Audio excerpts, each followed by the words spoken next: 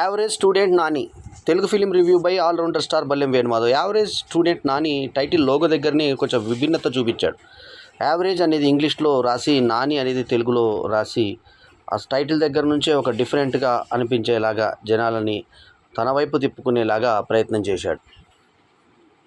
ఇక ఇంగ్లీష్లో sub coat ఏంటంటే, an average student Nani learns to conquer love, fights and family turbulence in his 4 years of college life. 4 సంవత్సరాల తన college జీవితంలో ఏం జరిగిందనేది పవన్ కుమార్కే యాక్టర్ కమ్ ఆయనే డైరెక్టర్, సాహిబా బాసిన్, తర్వాత స్నేహ మహియా, ఇద్దరు అందమైనటువంటి మాల్వియా, సాహిబా బాసిన్ తర్వాత స్నేహ మాల్వియా అనే ఇద్దరు అందమైన హీరోయిన్ల మధ్య, తర్వాత రాజీవ్ కనకాల్ లాంటి ఒక మేటి నటుడు అద్భుతమైన నటనతో, వివియా సంత్ లాంటి నటితో చేసినటువంటి ప్రయత్నం ఈ సినిమా. దీనికి producer, director, writer Pawan Kumar K కాగా, కార్తిక్ కూడకాండ్ల మ్యూజిషియన్ కాగా, ఎస్బి ఉద్ధవ్ ఎడిటింగ్ చేశాడు. ఇక సినిమా ఎలా ఉంది అంటే, సినిమా పరమార్థం ఏంటి? కమర్షియాలిటీ, అంటే ఒక సినిమా చూసేవాడికి ఒక వినోదం కలిగించాలి. సో దీంట్లో తీసుకున్న కథాంశం, ఆ హీరో తను తెలుసు తన బాడీ లాంగ్వేజ్ ఎలా ఉందో, దానికి తగ్గట్టుగా యావరేజ్ స్టూడెంట్ నాని అని ప్రేక్షకుల్ని తెలివిగా, అంటే ఒక అద్భుతమైన హీరో నేను చూపిస్తున్నాను అని అనుకోకుండా, ఒక యావరేజ్ స్టూడెంట్ ఎలా ఉంటాడో అట్లా కామన్ మ్యాన్గా ఉన్నాడు హీరో. అతను చూడడానికి లుక్స్ ఎలా ఉన్నా నటనలో మాత్రం మంచి ఈజ్ చూపించాడు అతను. సో అది మాత్రం మెచ్చుకోదగ్గది. కొన్ని షార్ట్స్లో మనకు పవన్ కళ్యాణ్ లాగా కనిపిస్తాడు. సో అబ్బాయి మంచి ఉత్సాహంతో చేశాడు. సో చూడ్డానికి యావరేజ్ స్టూడెంట్ అంటే యావరేజ్గానే ఉన్నాడు కాబట్టి, యావరేజ్ స్టూడెంట్ అనగానే మార్కులు కూడా అక్కడే కొట్టేశాడు టైటిల్ దగ్గరే.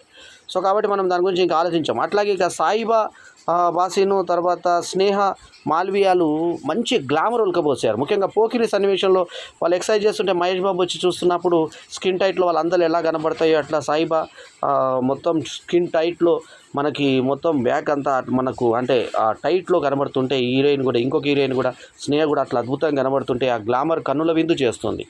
పాటలు అన్నింటిలో కూడా మనకు ఫుల్ గ్లామర్ ఉలకబోసారు. ఇద్దరు హీరోయిన్లతో డ్యాన్స్ చేసే సన్నివేశం కూడా బాగుంటుంది.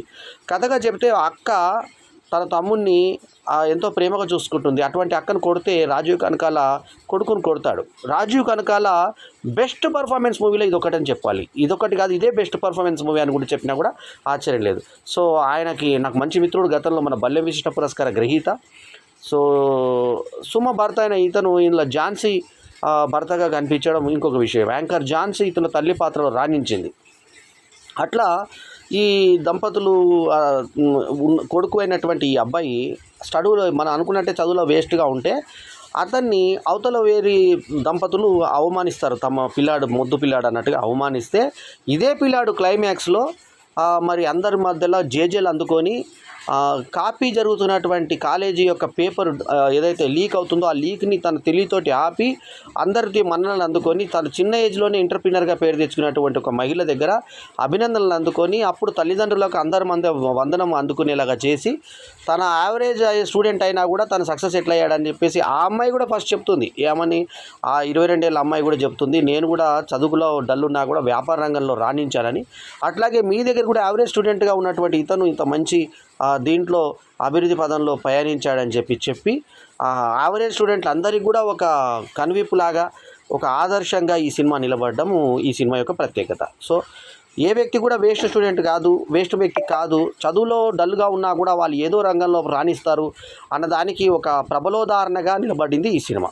సో యావరేజ్ స్టూడెంట్ నానిలో హీరోగా ఇందాకే మా పవన్ చెప్పినట్టుగా అతను కామన్ మ్యాన్గా, ఒక కామన్ పక్కింటి పిల్లాడిగా అతను సరిపోయాడు.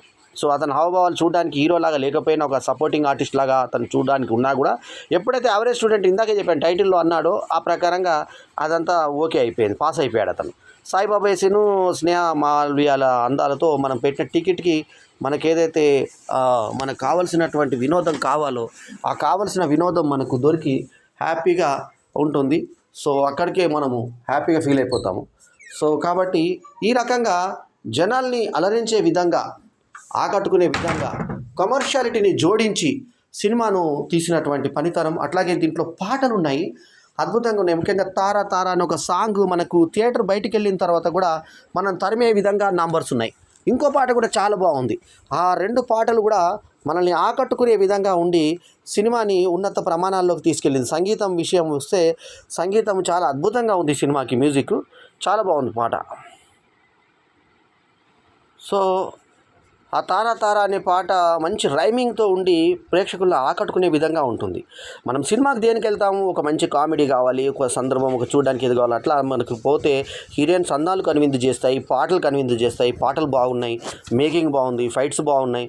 సో మొత్తానికి యావరేజ్ స్టూడెంట్ తర్వాత అమ్మాయిని ఇష్టపడ్డప్పుడు, తర్వాత ఆ అమ్మాయిని వాళ్ళు ప్రాబ్లం ఇస్తున్నప్పుడు మరుగుతున్న కూరని తీసుకొచ్చి వాడిని కొట్టి తన్నే సన్నివేశం ఒకటి బాగుంటుంది.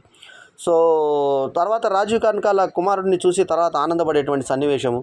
ఆ తర్వాత ఝాన్సీ తల్లికి మీ అక్క ఇది చేశారు అది చేశారని చెప్పినప్పుడు, తండ్రి చెప్పినప్పుడు మీ అక్క నీకోసము తను అన్నీ ఇది చేసుకొని ఫారెన్కి వెళ్ళి నేను చదివించిందని చెప్పినప్పుడు హీరోలో ఒక పశ్చాత్తాప భావం చూపించడం, అట్లా ఒక మామూలుగా క్యాజువల్గా ఇళ్ళలో మధ్యతరగతి ఇళ్ళలో జరిగేటువంటి విషయాలే.